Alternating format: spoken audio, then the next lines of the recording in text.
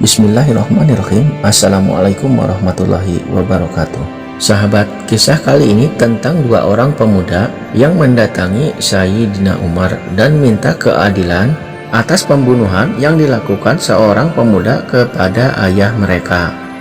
Suatu hari, Sayyidina Umar sedang duduk di bawah pohon kurma di dekat Masjid Nabawi, kota Madinah. Di sekelilingnya, para sahabat sedang asik mendiskusikan sesuatu tentang kehidupan. Tiba-tiba datanglah tiga orang pemuda. Dua di antara pemuda itu memegangi seorang pemuda yang terlihat lusuh yang sedang dikapit oleh mereka berdua. Ketika mereka bertiga sudah berada di dekat Sayyidina Umar, kedua pemuda yang ternyata kakak beradik itu berkata, "Wahai Amirul Mukminin, tegakkanlah keadilan untuk kami. Qisaslah pembunuh ayah kami sebagai had atas kejahatan yang telah dilakukan pemuda ini." Qisas adalah istilah dalam syariat Islam yang berarti pembalasan dengan memberi hukuman yang setimpal kepada para pelaku tindak pidana. Penetapan qisas umumnya untuk kasus pembunuhan dan penganiayaan. Dalam kasus pembunuhan, hukum qisas diberikan hak kepada keluarga korban untuk meminta hukuman mati kepada pelaku pembunuhan. Mendengar perkataan dua pemuda itu, Sayyidina Umar segera bangkit dan berkata, "Bertakwalah kalian kepada Allah. Benarkah engkau telah membunuh ayah mereka, wahai anak muda?" Pemuda berbaju lusuh itu menunduk sesal dan berkata, "Benar, wahai Amirul Mukminin. Ceritakanlah kejadiannya kepada kami," kata Sayyidina Umar kembali.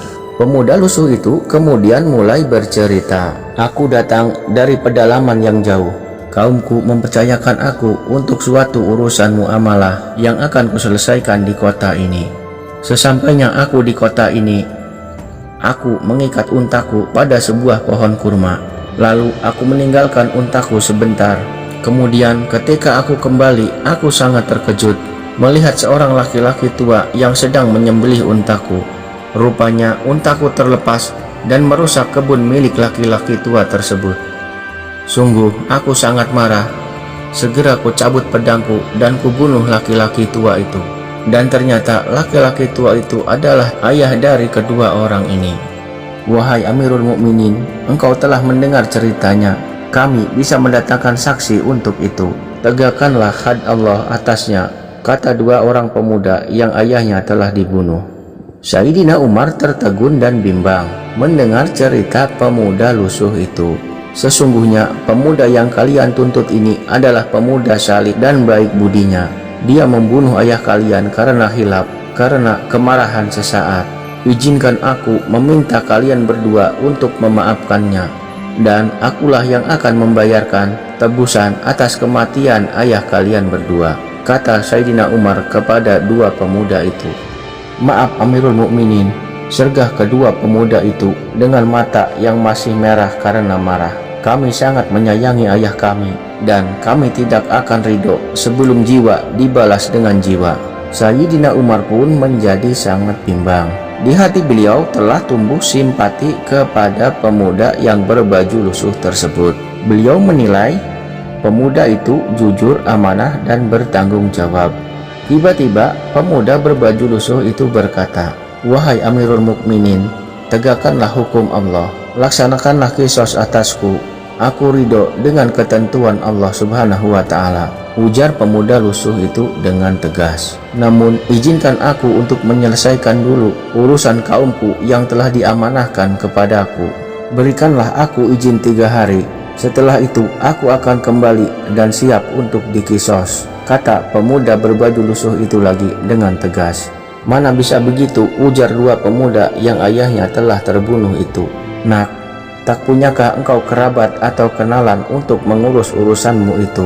tanya Sayyidina Umar kepada pemuda berbaju lusuh itu. "Tidak ada, wahai Amirul Mukminin," kata pemuda lusuh itu. "Bagaimana pendapatmu, wahai Amirul Mukminin, jika aku mati membawa hutang pertanggungjawaban kaumku bersamaku?" kata pemuda lusuh itu kembali bertanya kepada Sayyidina Umar. "Baiklah, aku akan memberimu waktu selama 3 hari. Tapi harus ada yang menjaminmu agar engkau kembali untuk menepati janjimu," kata Sayyidina Umar. Aku tidak memiliki seorang kerabat pun di sini. Hanya Allah lah jaminanku, wahai orang-orang beriman, kata pemuda lusuh itu kembali dengan tegas. Tiba-tiba dari belakang kerumunan terdengar suara yang lantang. Jadikan aku penjaminnya, wahai Amirul Mukminin. Ternyata Salman Al-Fariji yang berkata. Salman, bentak Sayyidina Umar marah. Engkau belum mengenal pemuda ini. Demi Allah, jangan main-main dengan urusan ini. Perkenalanku dengannya sama dengan perkenalanmu dengannya. Umar dan aku mempercayainya sebagaimana engkau percaya padanya, jawab Salman Al-Fariji dengan tenang. Akhirnya dengan berat hati Sayyidina Umar mengizinkan Salman Al-Fariji menjadi penjamin si pemuda lusuh tersebut. Pemuda itu pun lalu pergi mengurus urusannya. Hari pertama berakhir tanpa ada tanda-tanda kedatangan pemuda lusuh itu. Begitupun dengan hari kedua. Orang-orang mulai bertanya apakah si pemuda lusuh pembunuh itu akan kembali dan menepati janjinya. Karena mudah saja jika pemuda itu menghilang dan pergi ke negeri asalnya. Hari ketiga pun telah tiba. Orang-orang mulai meragukan kedatangan si pemuda lusuh pembunuh tersebut. Dan mereka mulai mengkhawatirkan nasib Salman Al-Fariji, salah satu sahabat dari Rasulullah SAW yang paling utama. Matahari hampir tenggelam dan hari pun hampir berakhir. Orang-orang masih menunggu kedatangan si pemuda lusuh tersebut. Sayyidina Umar berjalan mondar-mandir menunjukkan kegelisahannya.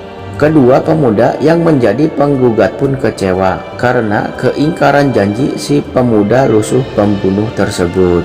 Akhirnya tiba waktunya pengisosan. Salman Al-Fariji dengan tenang dan penuh ketawakalan berjalan ke tempat eksekusi. Orang-orang mulai berteriak histeris karena akan menyaksikan orang hebat seperti Salman Al-Fariji akan dikorbankan. Tiba-tiba dari kejauhan ada sosok bayangan yang berlari terseok-seok, jatuh bangun dan kembali berlari. Itu dia, teriak Sayyidina Umar. Ia datang menepati janjinya. Dengan tubuh yang basah oleh keringat dan napas yang tersengal-sengal, pemuda lusuh itu jatuh di pangkuan Sayyidina Umar.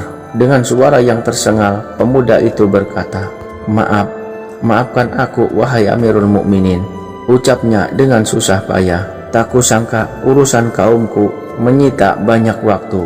Kupacu tungganganku tanpa henti hingga ia sekarat di gurun dan terpaksa aku tinggalkan. Lalu aku berlari dari sana hingga sampai ke sini kembali. Demi Allah, kata Sayyidina Umar sambil menenangkannya dan memberinya minum. Mengapa engkau dengan susah payah untuk kembali ke sini? Padahal engkau bisa saja kabur dan menghilang. Tanya Sayyidina Umar. Aku kembali agar jangan sampai ada yang mengatakan di kalangan kaum muslimin tidak ada lagi kesatria yang menepati janji. Jawab si pemuda lusuh sambil tersenyum. Mata Sayyidina Umar berkaca-kaca sambil menahan haru. Kemudian ia bertanya, lalu engkau Salman, mengapa engkau mau-maunya menjamin orang yang engkau baru kenal? Kemudian Salman Al-Fariji menjawab, agar jangan sampai dikatakan di kalangan kaum muslimin tidak ada lagi rasa saling percaya dan mau menanggung beban saudaranya. Orang-orang yang hadir banyak yang menangis karena terharu dengan kejadian tersebut. Tiba-tiba kedua pemuda penggugat itu berteriak dan mengucapkan takbir. Allahu Akbar, saksikanlah wahai kaum muslimin bahwa kami telah memaafkan saudara kami itu. Semua orang yang hadir di tempat itu berteriak terkejut. Kalian, ujar Sayyidina Umar, apa maksudnya ini?